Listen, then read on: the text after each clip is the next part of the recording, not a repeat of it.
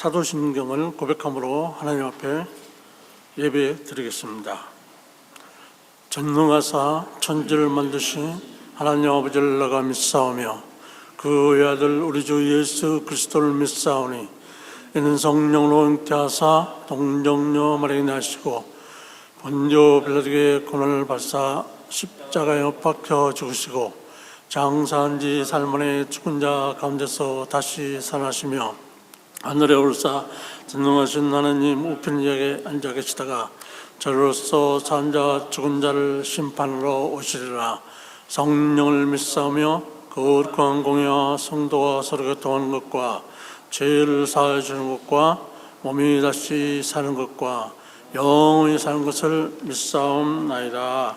아멘. 우리 다 같이 일어나셔서 찬송가 14장 구세주를 아는 이들 함께 찬양드립니다.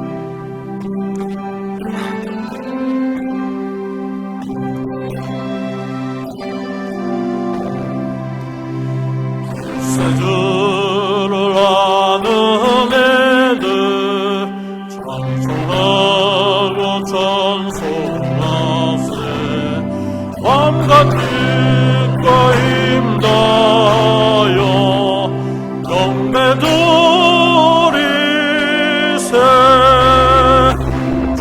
알지 못한 애들 주가 친히 인도하사 그의 피로 구속하니 찬송 불지라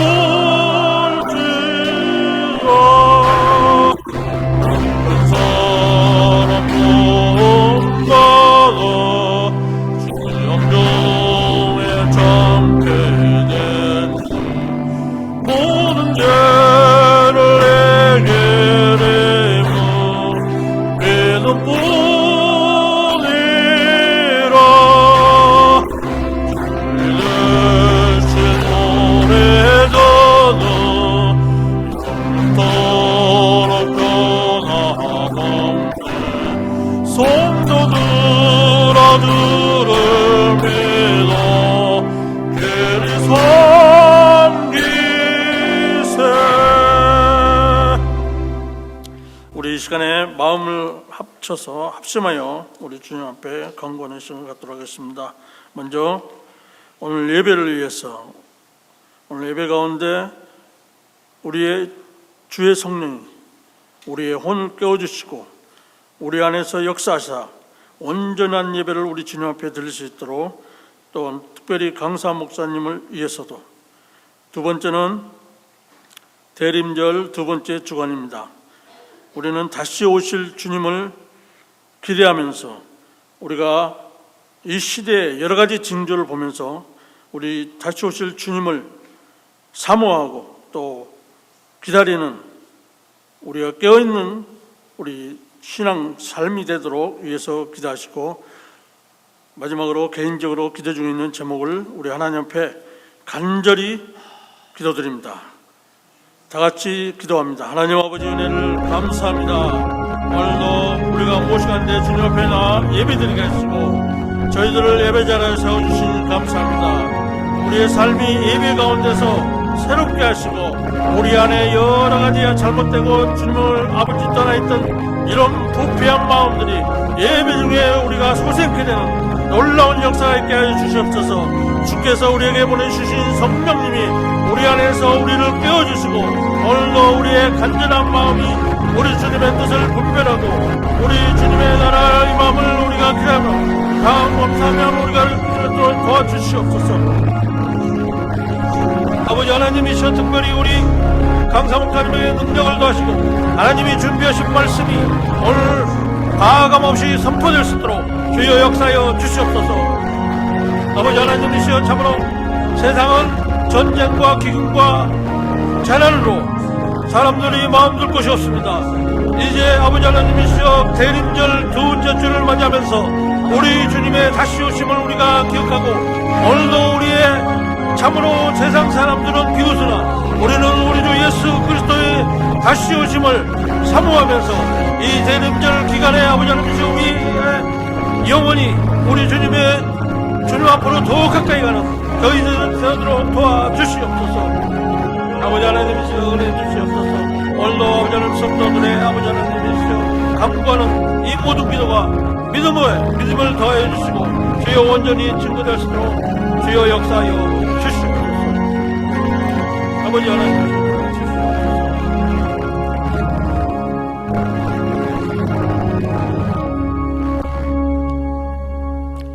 하늘에 계신 우리 아버지여, 이름이 거룩히 여김을 받으시며 나라의 마옵시며 뜻이 하늘에서 이루어진 같이 땅에서 이루어지리다. 오늘날 우리에게 일용할 양식을 주옵시고 우리가 우리에게 죄인 자를 사하여 준 것 같이 우리 죄를 사하여 주옵시고 우리를 시험에 들게 하지 마옵시며 다만 악에서 구원하옵소서. 대개 나라와 권세와 영광이 아버지께 영원히 쌓옵나이다. 아멘. 하나님의 말씀입니다. 우리 창세기 12장 1절로 8절입니다.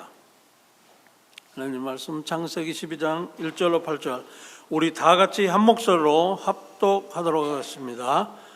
여호와께서 아브라함에게 이르시되 너는 너의 고향 친척 아비 집을 떠나 내가 내게 지시할 땅으로 가라.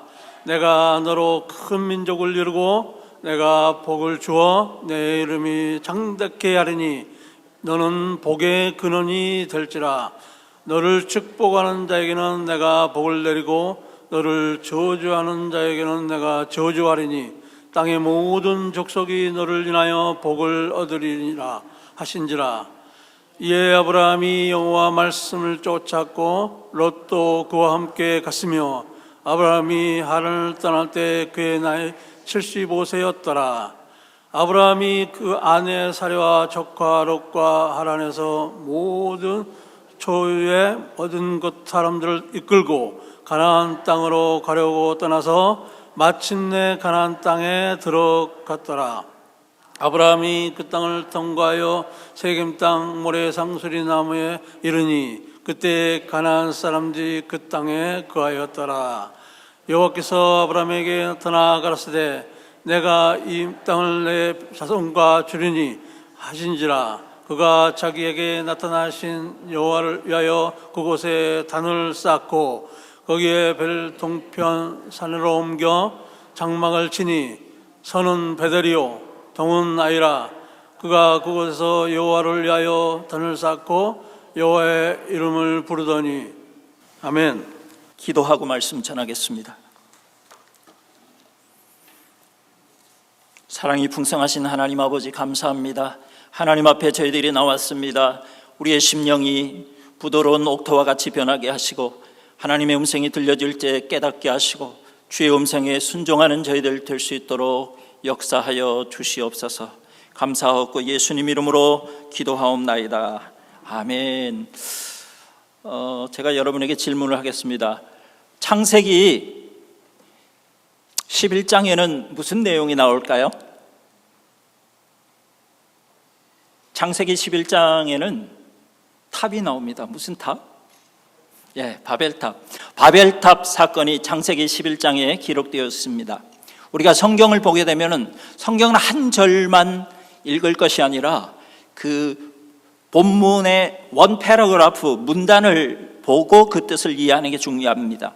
그리고 또 그 문단을 넘어서는 내용을 또 읽으면서 성경을 해석하게 되고 또 한 장을 보게 되면 그 앞 뒷장을 보면서 성경을 해석합니다. 창세기 11장에는 그 바벨탑의 사건이 나타납니다. 사람들이 하나님을 두려워하지 않고 하나님께 저항하는 사건이 나타나는 것이죠. 그리고 하나님께 저항하기 위해서 더 높은 탑을 쌓아가지고 하늘에 닿도록 하자, 이렇게 사람들이 힘을 모았습니다. 하나님께서 어떻게 하셨죠? 하나님께서는 그 사람들의 말이 통하지 않도록 말을 흩트러 버리셨습니다. 그래서 사람들이 통하지 않으니까 이제 탑을 쌓던 것은 그만두고 이제 다 지역 말 통하는 사람들끼리 모여서 흩어지게 되었습니다. 그리고 창세기 12장을 보게 되면 하나님께서 한 사람을 부르십니다. 그 한 사람의 이름은 아브라함입니다. 이 아브라함은 처음에 불림받을 때 이름은 아브라함이었습니다. 그러나 하나님께 훈련받고 그가 믿음이 성숙해지면서 하나님께서 그의 이름을 바꿔주셨습니다. 아브라함이 아니라 아브라함이라고 하라라고 하나님께서 말씀하셨죠. 이 아브라함을 하나님이 왜 부르셨을까요? 바벨탑을 쌓았던 사람들은 어떤 사람들이냐 하면은요, 노아의 홍수 이후에 하나님께서 노아와 그 세 아들과 자부들을 살려주셔서 8사람이 살았습니다.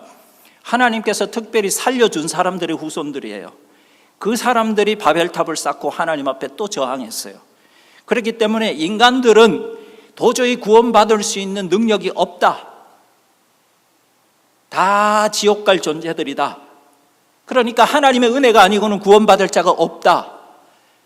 하나님께서는 이렇게 확신하시고, 그렇다면 내가 이들을 구원하기 위해서 어떻게 할 것인가? 한 사람을 먼저 부르자. 내가 너를 지명하여 불렀나니 그는 내 것이라. 아브라함을 불렀습니다. 그리고 아브라함의 자손들을 통해서 큰 민족을 이루게 하시고, 그 민족이 하나님을 예배하는 민족, 그리고 선교하는 민족이 되게 하셨습니다. 그 민족의 이름은 이스라엘입니다. 근데 이스라엘이 하나님의 뜻 가운데서 온전히 하나님께 예배하지 못했습니다. 우상 숭배하는 민족이 되어버렸습니다. 그래서 침범이 있었고, 결국 하나님께서는 독생자 예수 그리스도를 이 땅에 보내십니다. 그리고 예수 그리스도를 통해서 온 인류가 구원받을 수 있도록 하나님께서 은혜를 베푸신 것입니다. 그 첫 번째 단계가 바로 한 사람을 부르는 것이었는데, 그 한 사람이 아브라함이었습니다. 이 아브라함은 축복의 인생이었습니다. 왜냐하면 성경에 보니까 아브라함을 저주하는 사람은 저주를 받게 될 것이고, 아브라함을 축복하는 사람은 축복을 받게 될 것이다 라고 하나님께서 말씀하셨습니다. 그리고 하나님께서는 아브라함을 축복하셨는데 특별히 3가지로 요약할 수 있습니다. 첫째는 내가 땅을 주겠다 그랬습니다. 너 지금 땅 가진 거 없지? 그런데 내가 너에게 땅을 주겠다. 사실 그 땅의 이름은 가나안이었습니다. 그 땅을 내가 주겠다라고 하나님 약속하셨고요. 그 다음에 2번째는 내가 너에게 자손을 주겠다 이렇게 약속하셨습니다. 그리고 그 자손은 번성하여 큰 민족을 이루게 될 것이다 라는 것입니다. 하늘의 별처럼 바다의 모래처럼 많은 후손들을 얻게 될 것이다 라고 하나님께서 약속하셨습니다. 3번째는 아브라함의 이름이 창대하게 되리라 라고 약속하셨습니다. 내가 너의 이름을 높여줄 것이다. 그리고 너는 복의 근원이 될 것이다 라고 하나님께서 약속하셨습니다. 그래서 아브라함은 축복의 통로가 되었습니다. 그리고 오늘날에는 아브라함을 모르는 사람이 없습니다. 예. 이슬람교도들, 모슬렘도 아브라함을 존경합니다. 그리고 우리 기독교인들도 아브라함을 존경합니다. 유대교인들도 아브라함을 존경합니다. 하나님께서 아브라함의 이름을 크게 만들어 주셨죠. 그리고 아브라함은 복의 근원이 되었고 축복의 통로의 삶을 살게 되었습니다. 아브라함은 축복의 인생입니다. 샌프란시스코 가면은 브릿지가 많이 있죠. 거기 자동차들이 많이 지나다닙니다. 브릿지가 없으면 자동차가 지나갈 수 없습니다. 이 통로의 역할을 브릿지가 하고 있습니다. 우체부들은 메일맨이죠. 그래서 편지를 전달해 줍니다. 편지의 통로가 된 것이죠. 아브라함은 축복의 통로였습니다.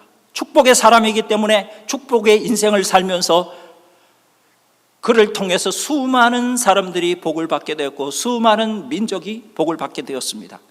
아브라함의 자손 예수 그리스도를 통해서 모든 민족이 주께로 오게 되면 구원받고 하나님의 백성이 되는 놀라운 역사를 하나님이 준비하신 것입니다. 그것이 바로 아브라함을 통한 역사입니다.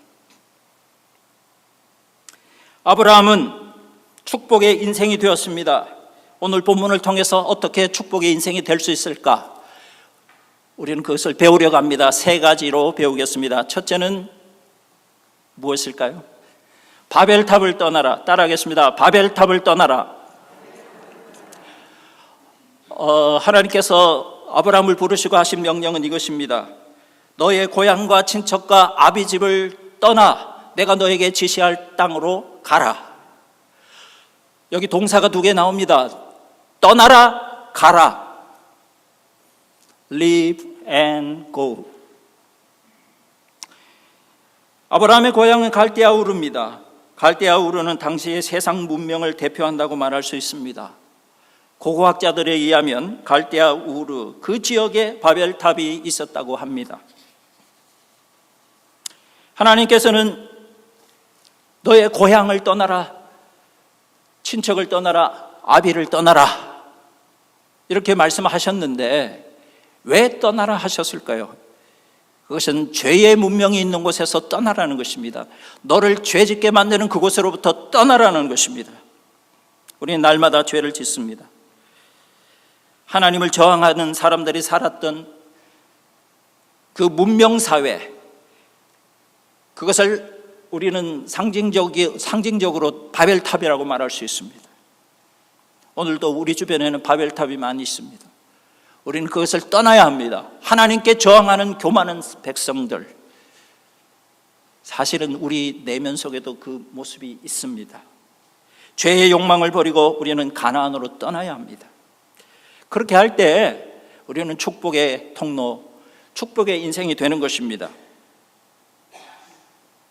제가 지금부터 약 10년 전에 어느 중국 교회에서 그 성경 말씀을 가르치고 있었습니다. 그때에 제 강의를 듣고 있던 학생들 가운데서 홍콩에서 비행기를 타고 와서 제 강의를 듣던 학생이 있었습니다. 그 학생이 제 강의를 마치고 난 뒤에 제게 다가와서 말했습니다. 교수님, 오늘 강의하실 때 제가 듣는 가운데서 제 몸에서 소름이 돋았습니다. 그래요. 왜요? 그랬더니 하나님께서 아브라함을 부르실 때에 떠나라라고 말씀하셨는데, 리브 말씀하셨는데 하나님께서 저에게도 그 음성을 들려주셨습니다. 떠나라라고 말씀하셨습니다. 근데 저는 어디로 떠나야 합니까? 이러는 거예요. 그래가지고 그 학생은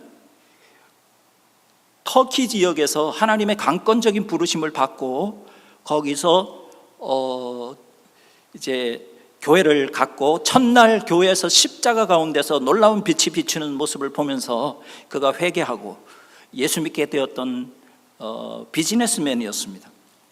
그런데 그가 예수 믿으면서 하나님의 음성을 들었는데 떠나라라는 음성을 들었다는 것이죠.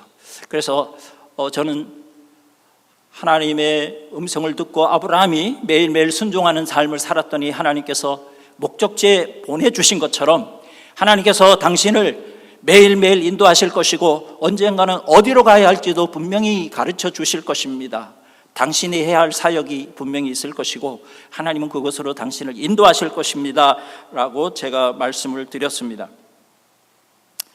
하나님은 아브라함을 부르시고 떠나라, 가라고 말씀하신 것처럼 오늘날 우리에게도 똑같이 어떤 사람에게는 직접적인 음성을 들려주시기도 하시지만 오늘 창세기 12장 1절 말씀을 통해서 설교자를 통해서 여러분에게 말씀하고 있습니다. 죄의 환경으로부터 떠나라.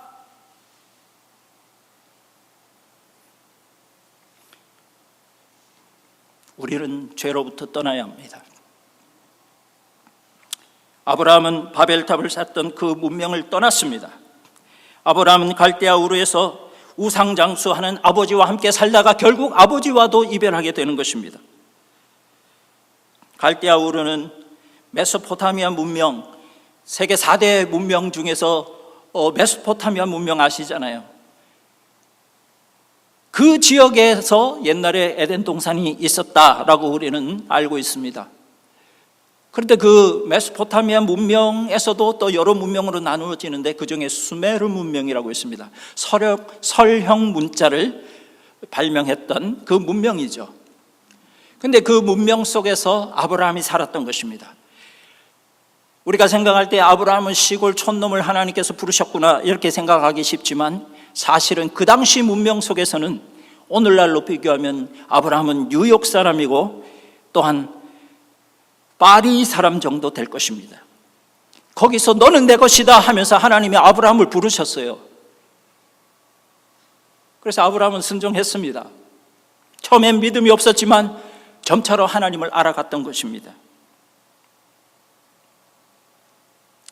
바벨탑을 떠났습니다.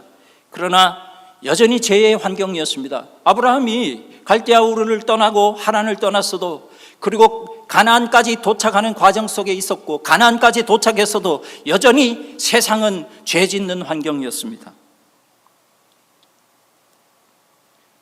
사도 바울은 이렇게 고백합니다. 오호라, 나는 곤고한 자라다. 이 사망의 몸에서 누가 나를 건져내랴. 내가 죄로부터 떠나기를 원하지만은 나는 여전히 죄와 가까운 자라는 것입니다. 하나님의 영광에 이를 수 없는 자라는 것입니다.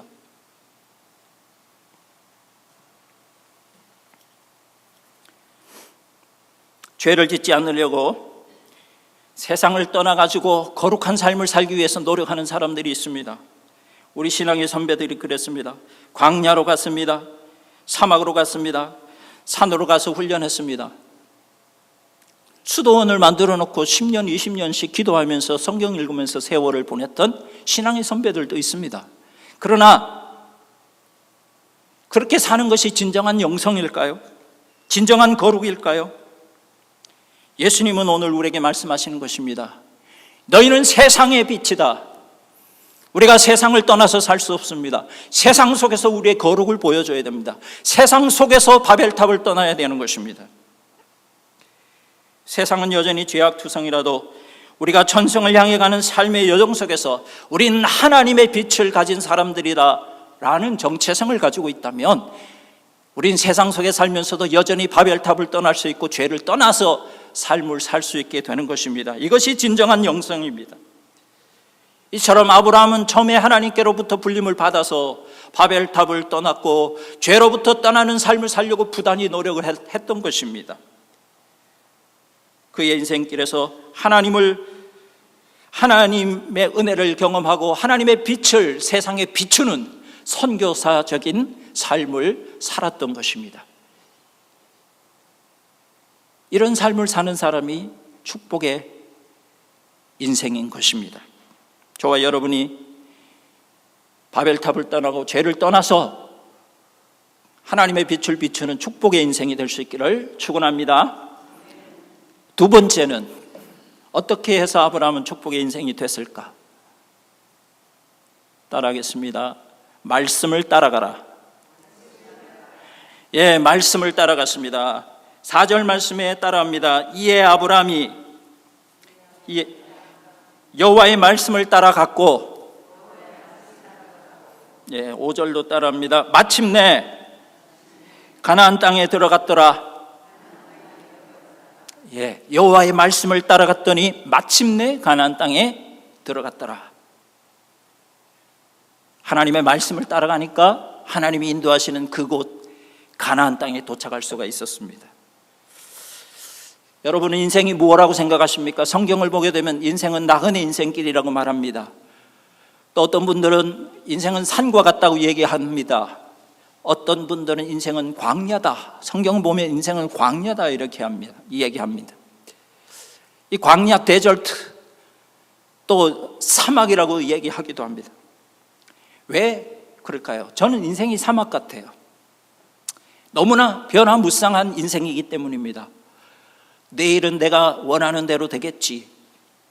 내가 이렇게 계획했으니까 이런 삶을 살 수 있겠지. 근데 그렇게 안 되는 거예요.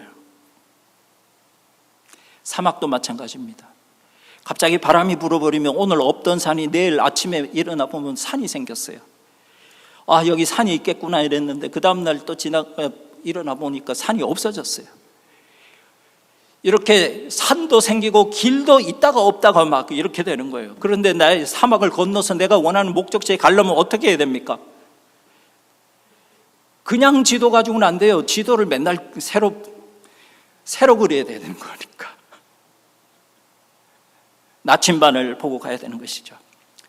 그래서 사막을 여행하는 사람들은 옛날에 나침반이 없을 때는 나침반 대용으로 북극성을 보면서 방향을 잡아서 그렇게 갔다고 합니다. 하나님의 말씀이 우리 인생의 목적지를 향해 가는 나침반인 것입니다. 여러분, 우리가 이렇게 살까 저렇게 살까 많은 고민이 있습니다. 내가 원하는 대로 살 수 없을 때가 너무 많습니다. 그런데 우리가 바른 인생을 살려면 어떻게 해야 됩니까? 나침반을 보고 따라가야 됩니다. 나침반을 보고 따라가면 그 방향이 맞기 때문에 그때는 하나님이 원하시는 그곳 천성 하늘나라에 도착하게 되는 것입니다. 그 나침반이 무엇인가? 그 나침반은 바로 하나님의 말씀인 것입니다. 우리 인생이 항상 잘 되는 것이 아닙니다. 잘 될 때도 있지만 못 될 때도 있고, 건강할 때도 있지만 아플 때도 있고, 항상 배부른 게 아니라 배부를 때도 있지만 배고플 때도 있고, 기쁠 때도 있지만 슬플 때도 있고, 우리 앞에 절망과 낭망이 나를 가려막아서 도저히 살고 싶지 않은 인생을 종료하고 싶을 때도 있을 것입니다. 그럴 때 우리 축복의 인생은 어떻게 해야 됩니까? 축복의 인생은 하나님의 말씀을 붙들고 나침반, 하나님의 말씀을 붙들고 나아갈 때 우리는 하나님이 예비하신 천성에 도착하게 되는 것입니다. 시편 23편에 다윗은 이렇게 고백합니다. 사망의 음침한 골짜기로 다닐지라도 해를 두려워하지 않을 것은 주께서 나와 함께 하심이라. 하나님이 나와 함께 하시기 때문에 나는 두려워하지 않는다.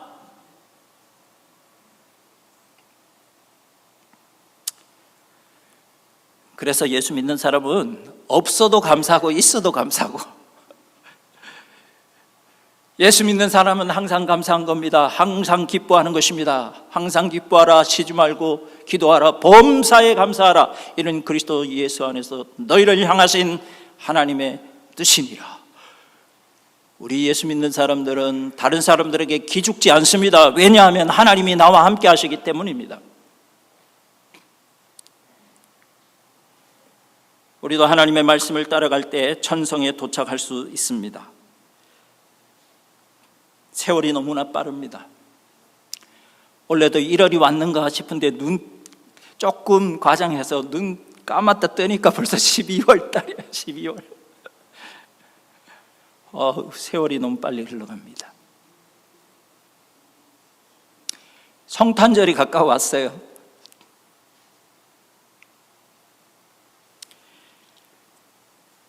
동방의 박사들이 예수님을 만나기 위해서, 왕을 배우기 위해서 찾아왔습니다. 그 동방의 박사들은 어디서 왔을까요? 동방의 박사는 페르시아의 점성술사가 아닌가 이렇게 보고 있습니다. 그 사람들 보니까 어느 날 큰 별이 나타났어요.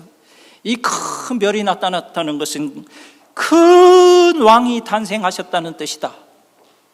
그래서 그 별을 보고 따라왔습니다. 별을 보고 따라왔더니 왕이신 아기 예수 그리스도를 만나게 된 것입니다. 하나님의 말씀이 천성을 향해 가는 우리의 나침반이 되는 것입니다. 우리는 하나님의 말씀을 붙들고 가야 됩니다.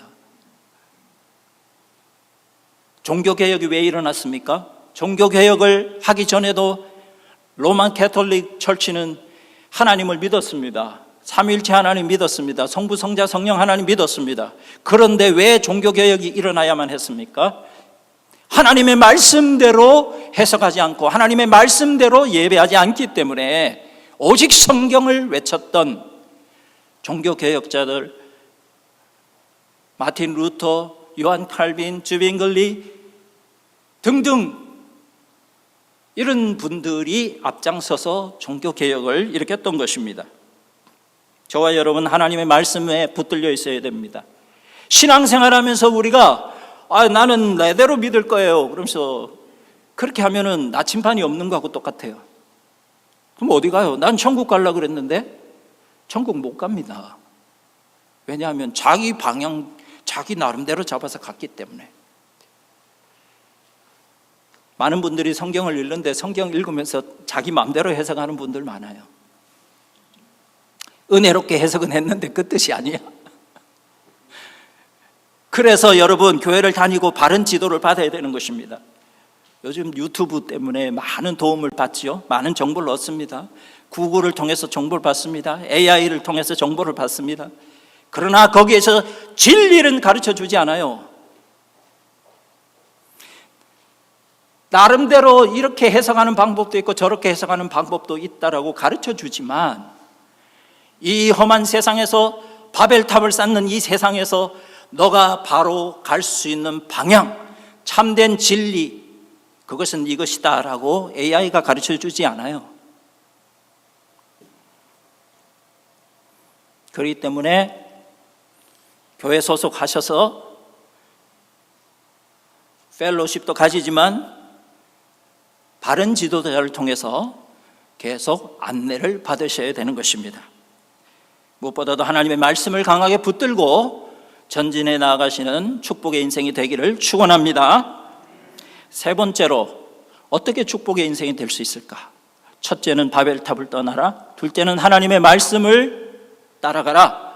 세 번째는 예배자가 되라. 따라하겠습니다. 예배자가 되라.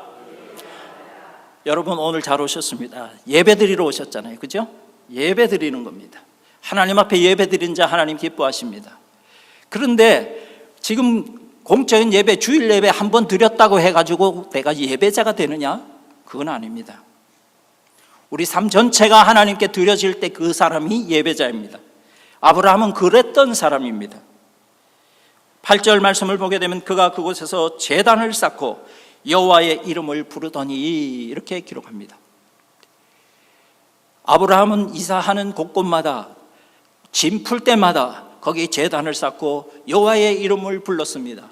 여호와의 이름을 불렀다는 것은 관용구입니다. 무슨 관용구냐면 하나님께 영광의 예배를 올려드렸다, 이런 뜻입니다. 그래서 아브라함은 그 당시에 하나님을 모르는 민족들 가운데 이사를 갔어요.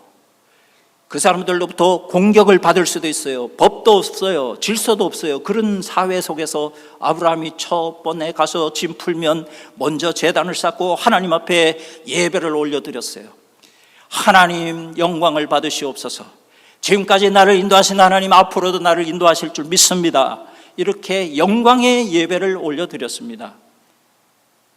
아브라함은 이렇게 하나님 앞에 예배드리는 사람이었던 것입니다. 주변에 하나님을 모르는 이방인들 가운데서 하나님의 이름을 알 수 있게끔 예배를 올려드리는 모습을 보여줬어요.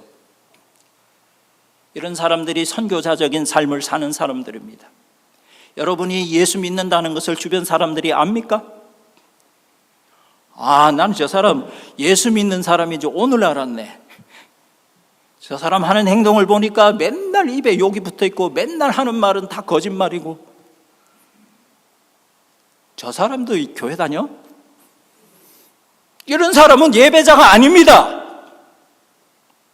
예배자는 공적인 예배, 하나님 앞에 주일 예배, 수요 예배, 새벽기도 이렇게도 할 수 있죠. 그러나 진정한 예배자는 이런 공적인 예배 이상으로 내 삶 전체가 하나님 앞에 예배가 되어야 되는 것입니다.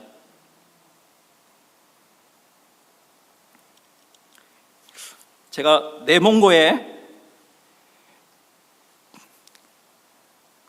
선교 사역을 하러 갔던 적이 있습니다. 비행기를 4번 갈아타고 갔어요. 여차 해서 그랬더니 거기에 도착해가지고는 또 차를 6시간 이상 타고 들어갔어요. 시골에 들어갔어요. 광야예요. 제가 들어갔더니 거기에 한 집이 있었어요. 그 한 집 주변이 2마일 이내로는 이웃이 아무도 없었어요.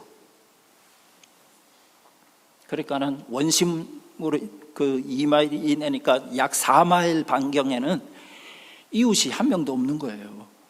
그 외로운 곳에 외딴 집이 있는데 2 사람의 부부가 있는 곳에 하나님이 저를 그곳에 보내셨어요. 제가 거기 가서 그분들 3박 4일 동안 제자 훈련을 시켰어요. 하나님 말씀 가르치고 나왔어요. 근데 제가 생각해 보니까 하나님은 실수가 없으신 하나님이신데, 아니 미국에서 열심히 잘 가르치고 있는 사람을 하나님께서는 왜 이렇게 돈을 많이 들여가지고 시간을 들여서 비행기를 4번이나 타게 만들고 또 차를 타고 이 시골 꼴짜기까지 와가지고 많은 사람들이 모여 있는 것도 아니고 단 2사람을 위해서 나를 보내셨을까? 하나님은 인력 낭비하시는 게 아닐까? 라는 생각을 제가 했는데 제가 깨달았어요. 하나님은 이 2사람의 영혼을 지극히 사랑하시는구나. 그래서 나를 먼 곳에서부터 오게 하셔가지고 이들에게 복음을 전하게 하셨구나. 이렇게 제가 깨달았습니다. 오늘날에도 하나님이 사랑하는 사람들은 아무리 시골 꼴짝에 있어도 그 사람에게 하나님의 복음이 전파되게 하십니다. 하나님의 위로를 보여주십니다.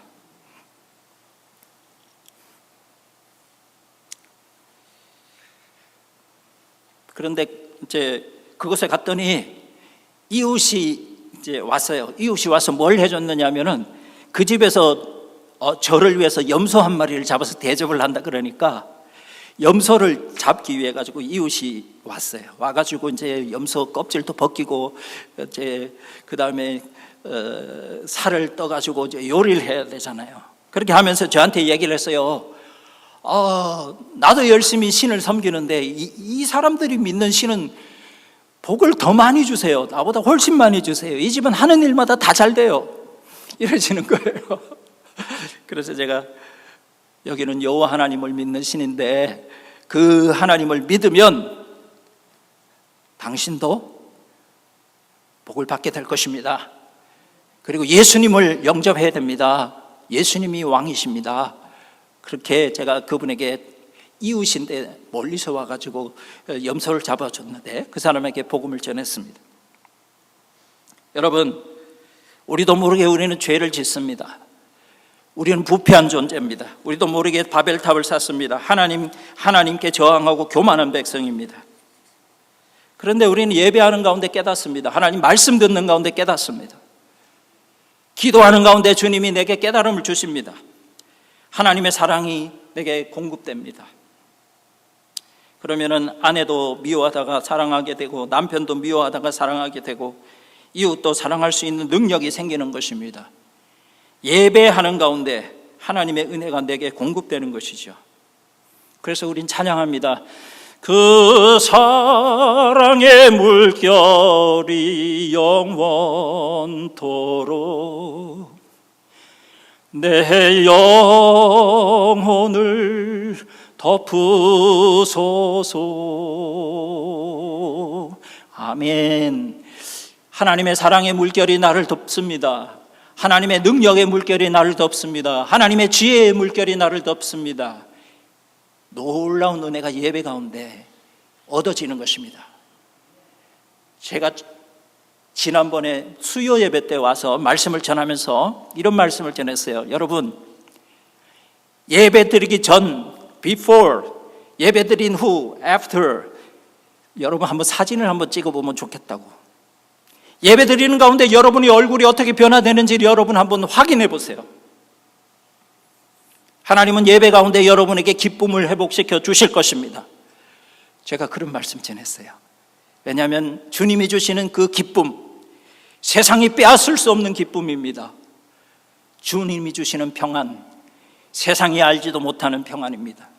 그래서 예수 믿는 사람들은 없어도 당당할 수 있고 있어도 교만할 수 없습니다.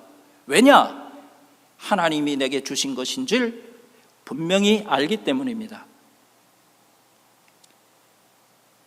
이런 인생을 사는 사람이 예배자인 것입니다. 예배자는 축복의 인생을 살아갑니다. 아브라함은 예배자였습니다. 우리는 구약 성경 말씀을 보지만 사실은 성경은 하나로 통일되고 있습니다. 성경은 바로 예수 그리스도에 대해서 가르쳐 주는 것이죠. 성경은 예수 그리스도를 알려주는 것입니다. 그런데 그 예수님께서 요한복음 4장 24절에 이렇게 말씀하십니다. 예배하는 자는 영과 진리로 예배할지니라. 아버지께서는 이렇게 예배하는 자들을 찾으시느니라. 지금도 찾으시느니라.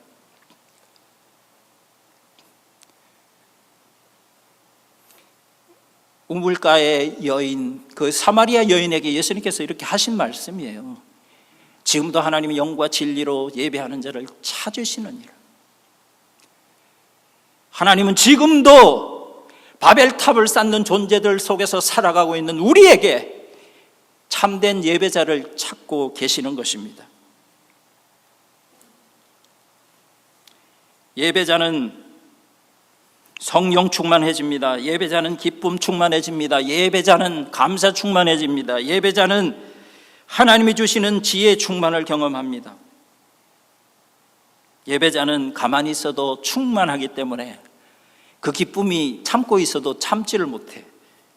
기쁨이 막 솟아 올라오기 때문에. 내게 샘솟는 기쁨, 내게 샘솟는 기쁨. 여러분, 기쁨이요, 그냥 안에 쿡쿡 눌러져 있는 게 아니라 예수 충만히 믿는 사람은요, 이게 팡 솟아 올라와요, 기쁨이. 성령 충만이 뭐예요? 성령님이 안에서 꾹 눌려 있는 게 성령 충만이에요? 솟아 올라오는 거예요. 그런 사람은 얼굴만 봐도 저 사람이 예수 잘 믿는지 못 믿는지 우리는 아는 거예요. 계속 인상 쓰고 있고 여기 막 줄 막 있고 이런 분들은 지금 예수 잘 못 믿는 거예요. 우리는 예배자가 되어야 됩니다. 예배자는 기쁨 충만, 성령 충만, 감사 충만. 그러면요 얼마나 좋아요. 사실은 아브라함이 그랬다는 것입니다.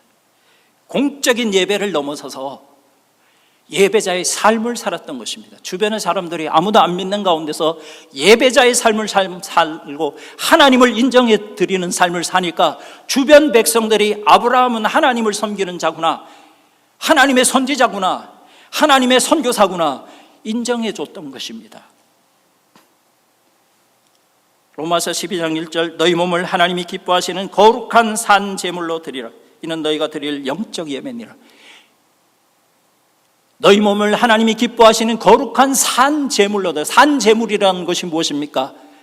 예배자가 되라는 것입니다. 하나님을 높이 올려드리는 삶을 살라는 것입니다. 잠언서 3장 6절 말씀, 너는 범사의 그를 인정하라.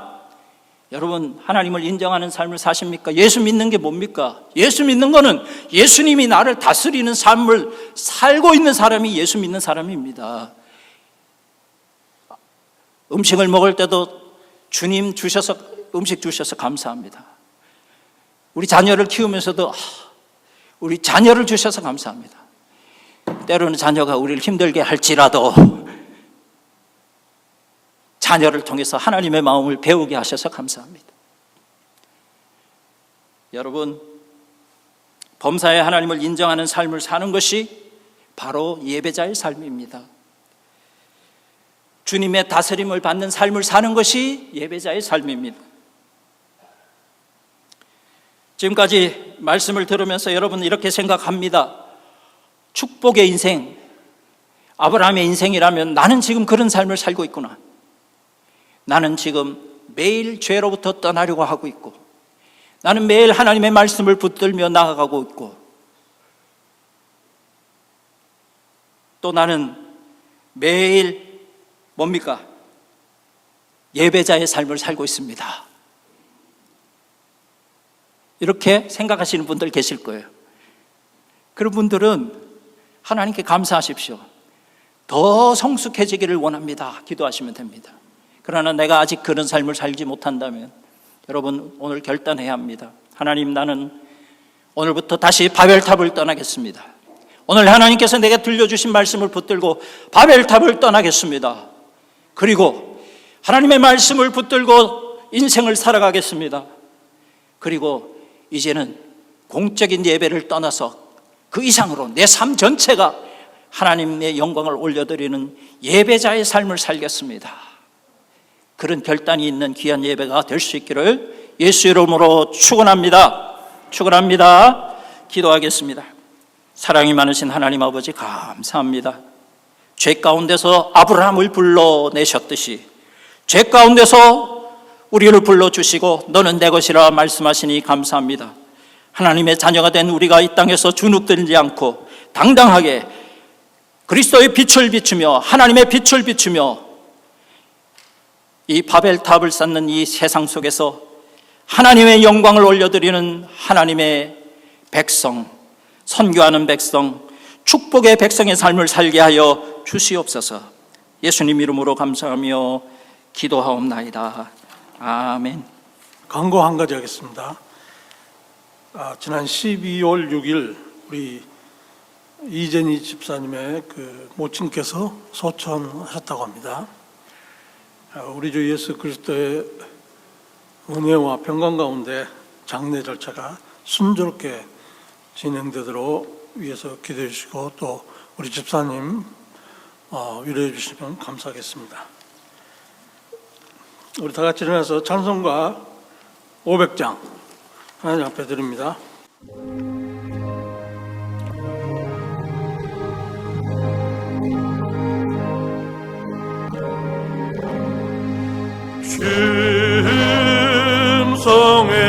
심성에는 더 기쁨 없도다.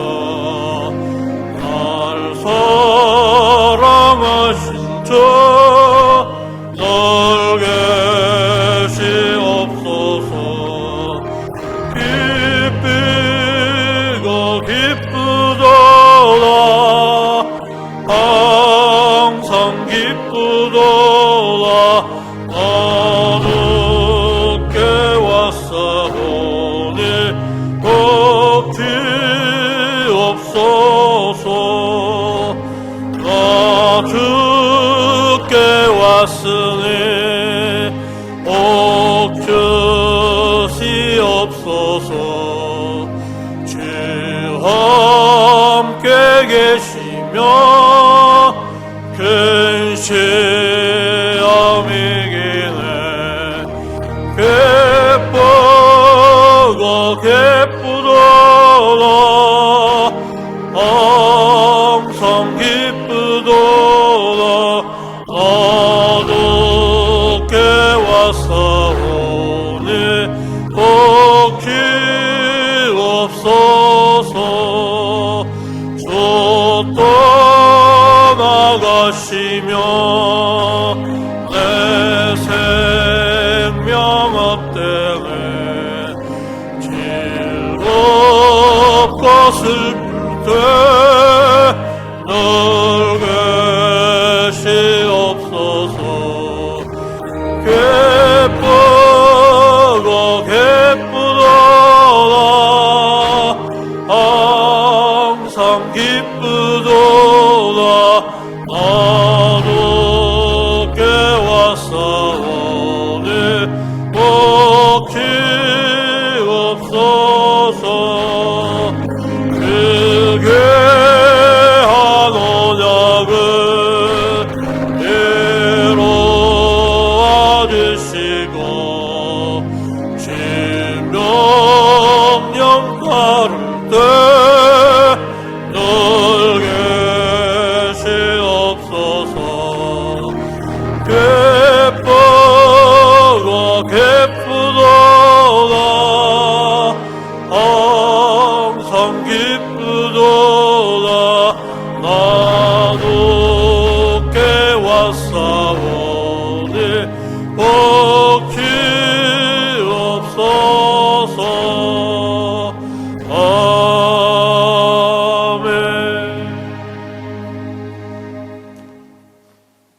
너희는 먼저 그의 나라와 그의 의를 구하라.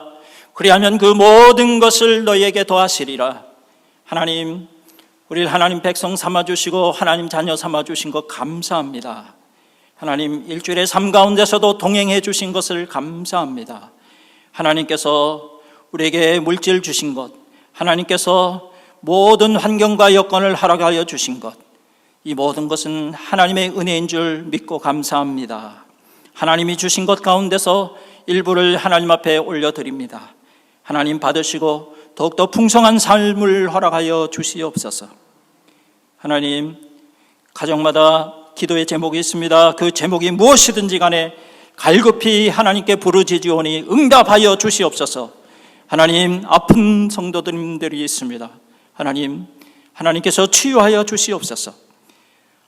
또 여러 가지로 고난 중에 하나님께 울부짖는 가정들이 있습니다. 하나님, 그 기도에 속히 응답하여 주시옵소서.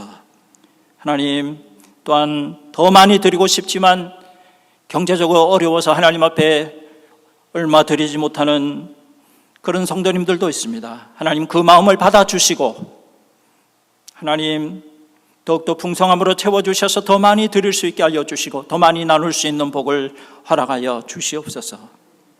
우리가 드렸사오니 하나님 이것을 받으시고 하나님 나라를 위해서 아름답게 멋지게 사용될 수 있는 놀라운 역사가 있게 하여 주시옵소서.